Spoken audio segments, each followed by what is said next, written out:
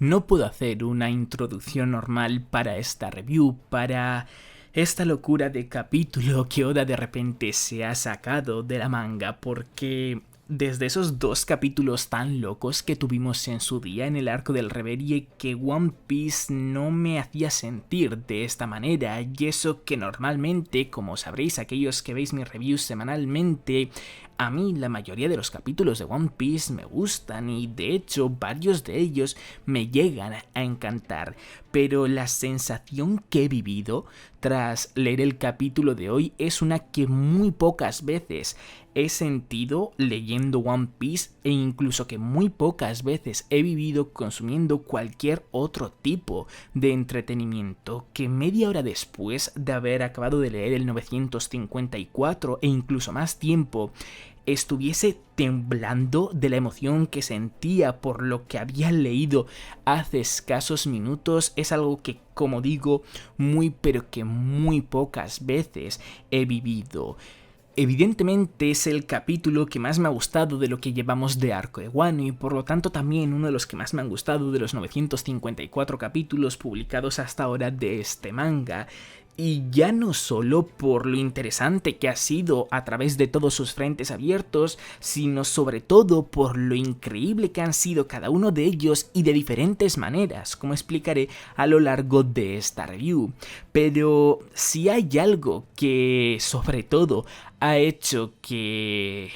sienta lo que finalmente he sentido, ha sido ese final, que más que por la revelación, por el plot twist que puede llegar a ser o por lo que significa para esos dos personajes en concreto, me ha flipado por lo que significa para la obra como tal, porque al fin y al cabo, dos yonkos y sus tripulaciones no pueden ser derrotados por los supernovas que se encuentran en Wano, con la alianza que Luffy ha formado de los ninjas piratas Minks, y ni siquiera si su flota acaba apareciendo, sino que tienen que meterse más personajes de por medio y de hecho, como vimos en el Reverie, el gobierno mundial dijo que no se podía permitir que estos dos personajes se juntasen porque significarían un gran peligro para el mundo, así que es casi seguro que deberían de aparecer antes o después, y si es un gran peligro para el mundo, no sería raro que Shanks también apareciese, y si ya hay 3 yonkos en esa isla, ¿por qué no 4? ¿Por qué no que aparezca Kurohige para quizás hacer algo parecido a lo que hizo en Marineford y aprovechar la situación de alguna manera? Esta debería de ser una de las guerras más grandes, si no la mayor, a falta de saber cómo será la final que vamos a ver en One Piece. Y esto es lo que ha dado inicio a ello. Este es el motivo por el cual me he sentido tan emocionado durante tantísimo tiempo. Tras esta tan larga introducción que creo que se me ha acabado yendo un poco de las manos, pero bueno, quería expresar de manera más sincera cómo me sentía tras leer este capítulo, pasemos a comentar el capítulo de manera más normal, más concreta, que da inicio con su portada, viendo cómo los piratas Fire Tank están huyendo de unos cañonazos que le están lanzando los barcos, presuponemos de la marina, porque en el subtítulo de la portada pone: no se puede cruzar la Red Line por culpa de la conmoción en el Reverie. A raíz de este subtítulo también he visto a gente comentar que al usar la palabra conmoción quizás se refieren a que ha podido ocurrir algo realmente gordo en el Reverie, y aunque desde luego que antes o después eso gordo va a acabar ocurriendo porque Sabo ya demostró tener intenciones de ello, creo que concretamente en este caso no se refiere a ello, sino que más bien está hablando de cómo hay barcos en la Red Line protegiendo Mariejoa por el evento tan importante que se está dando en ese lugar, más que porque realmente haya habido una conmoción, porque si la hubiese habido, creo que las fuerzas se tendrían que estar centrando más en lo que estuviese ocurriendo concretamente en Mariejoa que en los barcos que estuviesen rodeando la Red Line. Así que eso, pasemos ahora sí con el capítulo como tal. El capítulo titulado Cómo darle alas a un dragón comienza en la región de Ringo a falta de 7 días para el asalto a Nigashima, donde vemos a Kawamatsu negarse rotundamente a que Hiyori le entregue a Zoro la que anteriormente era la espada legendaria de Oden llamada Enma, ignorándole la princesa completamente y diciendo que su padre, Kozuki Oden, era un espadachín que usaba el estilo de las dos espadas y que antes de ser ejecutado decidió entregarle una de ellas a ella misma, Hiyori, la llamada Enma, aquella que quiere intercambiar con Zoro por la Shushui, y en cambio la otra se la entregó a su hermano, a Momonosuke, la llamada Ame no Habakiri, dos espadas con las que Oden en su día se hizo famoso en el país de Wano, dos espadas con una gran historia detrás y que además fueron creadas por dos herreros famosos. Por ello mismo es que Kawamatsu considera con más razones aún que bajo ningún concepto Zoro debería recibir una de ellas, menos aún cuando ni siquiera saben de dónde procede este espadachín, ignorando el Hiyori una vez más al Kappa y añadiendo que aunque sea cierto que no sabe cómo es que la Shushui acabó en sus manos, esta espada no deja de ser el tesoro sagrado del país de Wano, y que cuando fue perdida entristeció a toda su gente. Por eso es que le ofrece este intercambio, trato que parece que Zoro finalmente acepta y acaba diciendo que aunque fuera solo su cadáver, Ryuma fue un formidable enemigo al que se enfrentó. Por ello es que también le pide que además de este intercambio le permitan visitar su tumba después, algo con lo que Kawamatsu se queda completamente flipando y llama loco a Zoro, creando una situación bastante cómica porque no entiende nada de haberle enfrentado a su cadáver o cosas de esas que está hablando el espadachín de los Mugiwaras. Más allá de la pequeña pista que creo que suelta Oda para creer aún más que Zoro es de Wano, que al menos su familia lo es, al medio desprestigiarle un poco Kawamatsu al decir que ni siquiera saben de dónde procede, como si únicamente aquellos procedentes de Wano fuesen merecedores de portar espadas tan importantes, lo que realmente me ha parecido tan increíble de este primer frente abierto del capítulo es el nombre de la espada que actualmente posee Momonosuke, la que le entregó su padre, la Ame no Habakiri. Resulta que esta espada está basada en una espada de una leyenda, de un mito japonés, en la que Susanoo la utilizó para matar, para derrotar a la Yamata no Orochi, lo que claramente puede acabar siendo un guiño para lo que va a ocurrir en un futuro cercano medio en el manga de One Piece, siendo Momonosuke quien finalmente le dé el golpe de gracia a Orochi, no sé si llegando a matarle, pero al menos derrotándole seguro que sí. Cambiando de frente abierto es como llegamos a la capital de las flores, donde los presos del distrito Rasetsu continúan capturados, situación que Lon no comparte porque de alguna manera que desconocemos ha conseguido darle vuelta a esta y ahora es él quien tiene puesto a Hawkins contra la pared, nunca mejor dicho, al haber conseguido partirle por la mitad con la habilidad de su Ope no Mi y además poniendo su espada casi en la garganta del otro supernova como si fuese a matarle, amenazándole para que responda a sus preguntas, que son ¿qué fue lo que pasó con la alianza y qué es lo que ocurrió con las tripulaciones de Kid y Apu?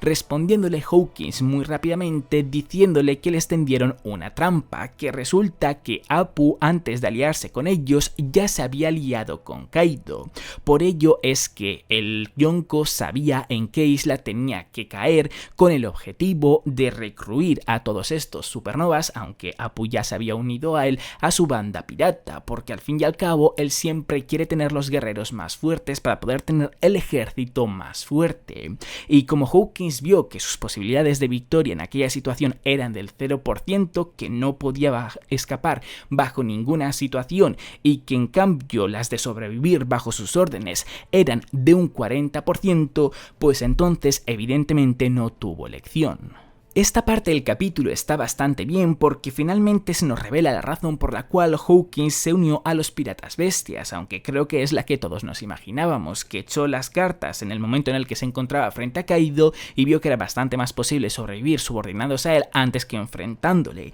lo que a su vez significa que no siente ningún tipo como de vocación por Kaido, no tiene ningún tipo de relación estrecha con él, por lo tanto si en algún momento sus cartas le dicen que es más probable sobrevivir traicionándole sin ningún tipo de de duda lo hará, aunque personalmente me gustaría más que le traicionase haciendo caso omiso a las cartas y yendo quizás por primera vez en su vida en contra de estas, dándole así más personalidad al personaje. Pero bueno, que me voy un poco de las ramas. La razón principal por la cual me ha gustado tanto esta parte del capítulo es porque se nos revela que lo que parecía una tremenda casualidad, que justo Kaido cayese en la isla donde se encontraban esos 3 supernovas, en realidad estaba planeado desde antes gracias a Apu. Continuando con el capítulo, Hawkins le sigue diciendo a Law lo que éste le había preguntado anteriormente, siendo esta vez el turno de explicar lo que le ocurrieron a Kid y a su tripulación frente al Yonko Kaido, quienes, por lo que comenta el Supernova, hicieron todo lo contrario a él mismo, decidieron hacerle frente y acabaron, como no, horriblemente mal, completamente derrotados hasta el punto de ni siquiera poder moverse.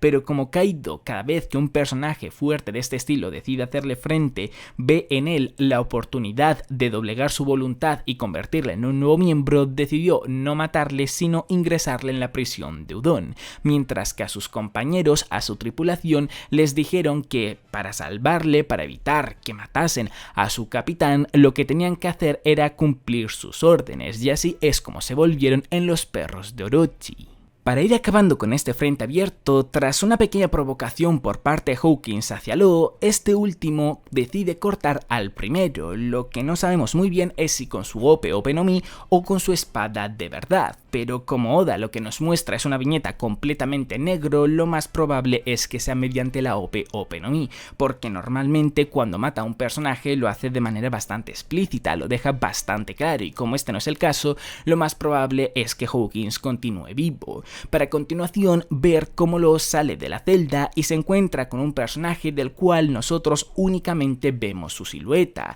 y Law le dice a este que si dejarle escapar es parte de su plan, entonces le seguirá el juego, acabando este frente abierto con el mensaje de que faltan 6 días hasta el asalto a Onigashima. Respecto a la silueta que ha dejado marchar a Law, he visto un poco de discusión sobre este tema. Algunos decían que podía ser Jinbe y otros en cambio Kurohige. Yo sinceramente no creo que sea ni el uno ni el otro. Jinbe no debería de serlo porque no tiene como zapatillas sus míticas chanclas o sandalias, sino que tiene unos zapatos más normales, y Kurohige lo debería de ser aún menos porque ni debería de haber tenido tiempo para llegar hasta ahí, ni mucho menos su silueta realmente se parece a la figura que tiene actualmente después del time skip. Por lo tanto, como he dicho en la reacción, yo sigo creyendo que ese personaje es Die Drake. Coincide exactamente con lo que habíamos visto en los anteriores capítulos, encontrándose en ese lugar y actuando de manera un poco rara, un poco sospechosa, y además, al igual que la silueta de este personaje, tiene una capa y unos zapatos muy similares, por lo tanto,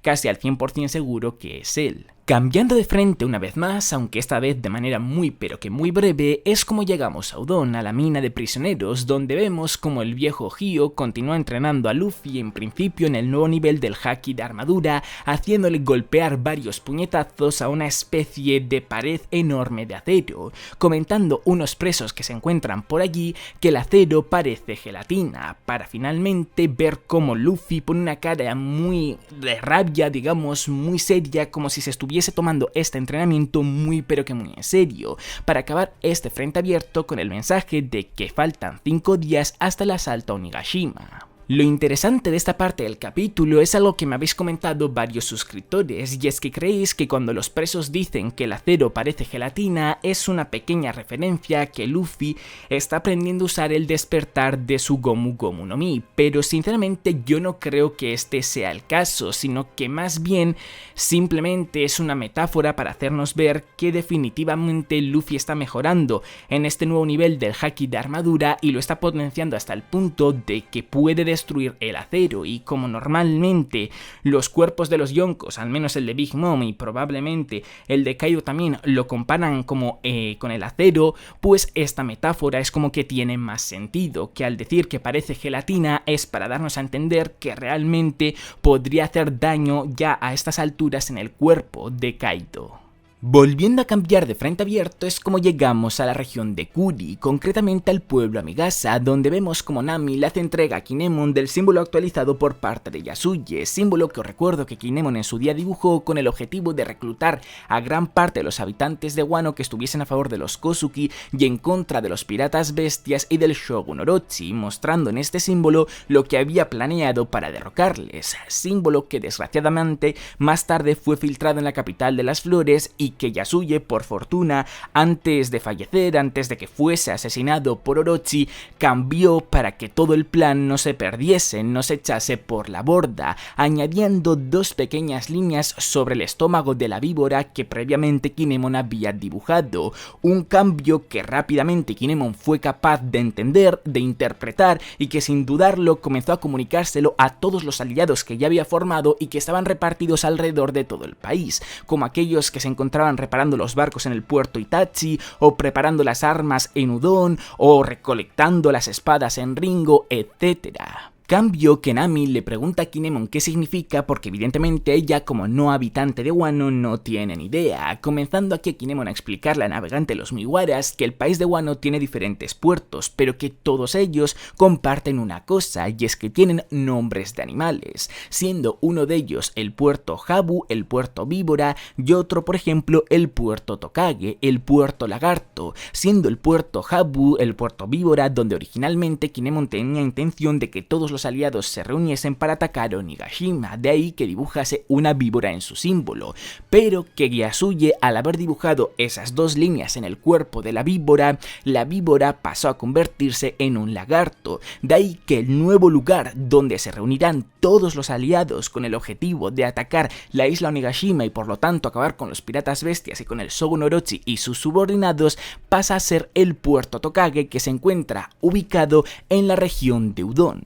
Tras ver cómo el difunto Yasuye recibe varios elogios por parte de los 7 vainas rojas y los Mugiwaras que se encuentran en el pueblo Amigasa y cómo estos se motivan entre ellos diciendo que no pueden permitirse bajo ningún concepto perder en esta guerra, ya no solo porque sí o sí tienen que recuperar el país de Wano, sino también por todos los sacrificios que han hecho otras personas a lo largo de todo este tiempo, el narrador omnisciente de repente nos cambia de lugar y comienza a contarnos que hay dos formas para entrar en el país de Wano, siendo la primera de ellas la que vimos en su día en el inicio de este arco, la más peligrosa, dejar que las carpas tiren del barco, y siendo la segunda una mucho más segura, que es dividir la cascada y atravesar la caverna, estando al final de esta caverna el puerto Moguro que directamente a través de un ascensor lleva a la región de Hakumai, pero evidentemente para atravesar por este puerto necesitas el permiso o de Kaido o de Orochi. Y lo mejor de esto que nos ha contado el narrador omnisciente es que no está dicho por nada, sino que claramente tiene su objetivo, tiene su razón, y lo averiguamos al ver cómo cierto personaje entra al país de Wano, a la región de Hakumai a través de esta segunda ruta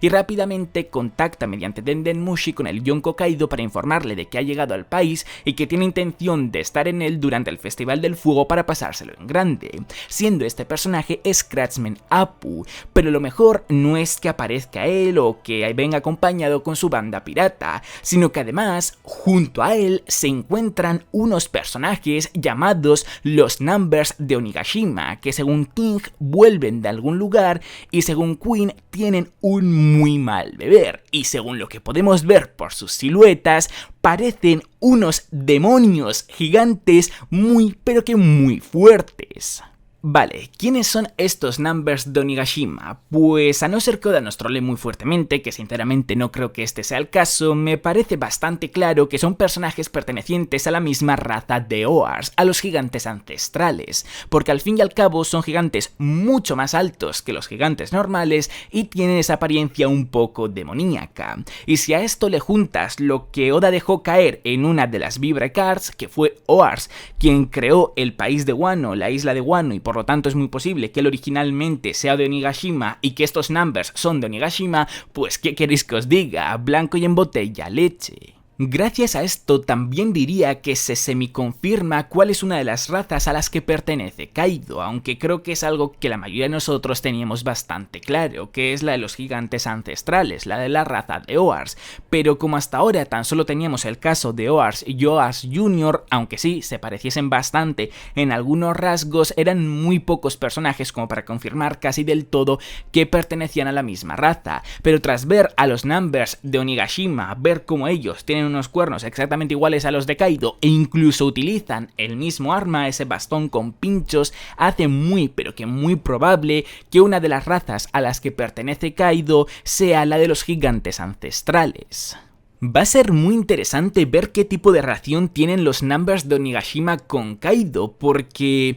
Kaido es un mestizo, un híbrido, y parece que los gigantes ancestrales son como muy orgullosos, pero a su vez Kaido es la criatura más poderosa del mundo, por lo tanto debería de ser más fuerte que todos los Numbers de Onigashima, así que habría que ver si simplemente son como aliados, son gente que se llevan bien entre ellos, o si realmente estos Numbers de Onigashima están subordinados al propio Kaido. Estaría muy pero que muy interesante de ver y espero que no tardemos mucho en que ocurra algo así en el manga. Y por cierto, muchos de vosotros me habéis preguntado si creo que estos Numbers de Onigashima son las sombras, las siluetas que vimos al final del arco de Thriller Bark. Y sí, definitivamente yo estoy en ese barco. Yo creo que estos personajes eran lo que vimos en Thriller Bark, porque al fin y al cabo lo que vimos en dicho arco eran como siluetas enormes y los gigantes ancestrales son el tipo de personajes, la raza de personajes más alta de One Piece, así que encaja perfectamente,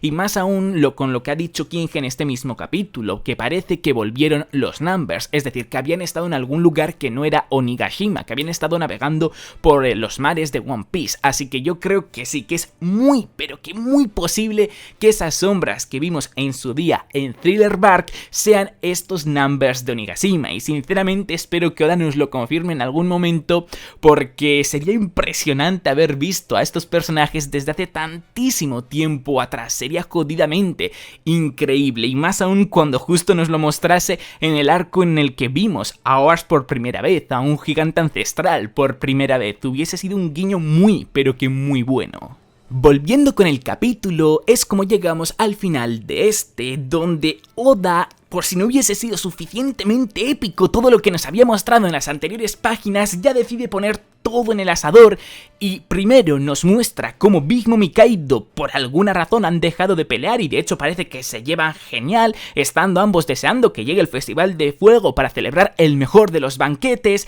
para después revelarnos que los piratas bestias y la banda de piratas de Big Mom han formado una alianza que primero colaborarán y luego conquistarán el mundo para más tarde ya matarse entre ellos. Y con esta revelación tan pero que tan loca es como acaba el capítulo, con la pésima noticia de que la semana que viene toca descanso y tendremos que esperar 2 semanas para ver cómo continúa todo esto. ¡Ay, vaya final! ¡Qué cosa pero tan épica! Ha sido jodidamente increíble, aunque no voy a volver a profundizar en ello porque lo he hecho prácticamente en la introducción. Casi todo lo que tenía que decir lo he dicho ahí, pero es que igualmente sigo sintiéndome tan emocionado después de leer el capítulo tantas horas después que es increíble, joder, es increíble la que se debería de montar en la guerra final de Wano. Va a ser completamente espectacular, ¿eh? Esto va a ser para no perdérselo y no dudo en creer que va a ser... Ya no sé si lo mejor, eso evidentemente ya dependerá de cada uno que disfruta más, pero desde luego sí que creo que va a ser lo más espectacular que vamos a ver de todo el manga de One Piece. Es que tiene la pinta de ser de lo más increíble. Como no quiero repetirme mucho más y ya al principio del vídeo he comentado casi todo lo que tenía que comentar sobre el final de este capítulo, únicamente quiero añadir un par de cosas más. La primera de ellas es que es casi seguro que la gran flota Mugiwara va a aparecer en este arco, porque hace unos cuantos días, el pasado jueves o viernes creo que fue, unos youtubers japoneses pudieron hacerle una entrevista a Oda y este reveló que sería muy pronto cuando la flota Mugiwara apareciese, y viendo la situación que se ha liado ahora ahora mismo en Wano, pues encaja perfectamente que sea en este arco. Y lo segundo es un pequeño error de traducción que han tenido varios fansubs y que en las versiones oficiales, por ejemplo, lo dejan un poco más claro, y es que en la última página como que dan a entender que Kaido y Big Mom van a celebrar su aniversario, como si estuviesen casados o algo de ese estilo, pero aunque sí, en japonés Oda use la palabra aniversario, no la usa para referirse a como que Kaido y Big Mom están casados, sino que la usa como sinónimo de celebración del Festival de Fuego por ser un evento que se hace anualmente en el país de Wano. Pues hasta aquí ha dado el vídeo, Nakamas. Como siempre, agradecería muchísimo que le deis un buen me gusta, que apoyéis a tope el vídeo si os ha gustado. Recordad que en la descripción tenéis tanto mi Twitter en el que os informo casi al instante cualquier noticia importante de One Piece y de cuándo son los capítulos del manga en español, como el Twitter de DeviantArt de quienes me colorean las imágenes del manga para que vosotros también podáis tenerlas. Y ya por último, agradecería muchísimo que os suscribieseis para muchos más vídeos de One Piece. ¡Hasta la próxima!